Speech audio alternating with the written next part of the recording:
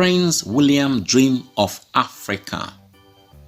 Prince William was loved Africa since he was a teen.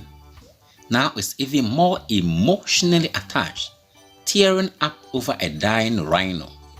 Following the birth of his son, he says becoming a parent can do that, even for a prince and future king, the father of baby Prince George. Fatherhood has made him more protective of the vulnerable, including wildlife, and even more of a conservative, like his royal ancestors. So when he saw a video clip of a butchered rhino bleeding to death, tears welled up, according to film director. I find, even though it's only been a short period, that a lot of things affect me now. When I see a clip like that, there's so much emotion and so much feeling wrapped up into conservation and environment. It's just so powerful. Will says in the film, the wildlife is incredibly vulnerable, and I feel a real protective instinct, more so now that I am a father, which is why I get emotional about it. You want to stand up for what is very vulnerable and needs protection. Elephants, rhinos, and many other animals are that persecuted don't have a voice.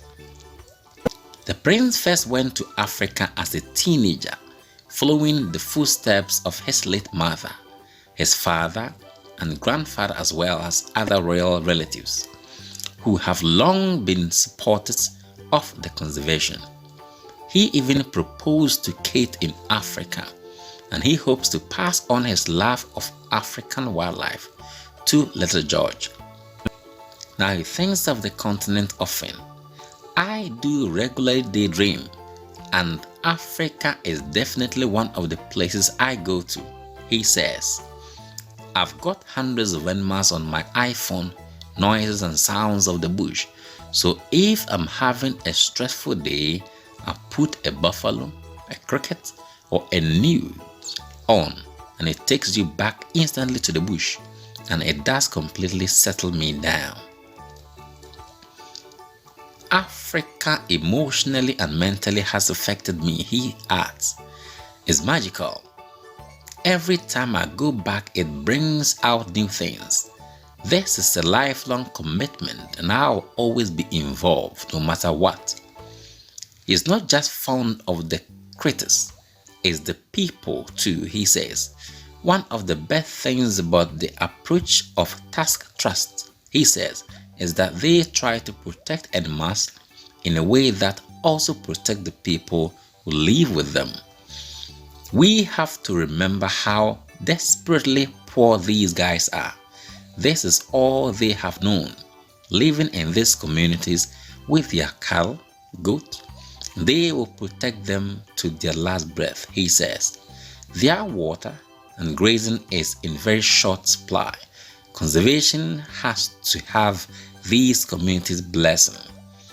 And his favorite furry friend.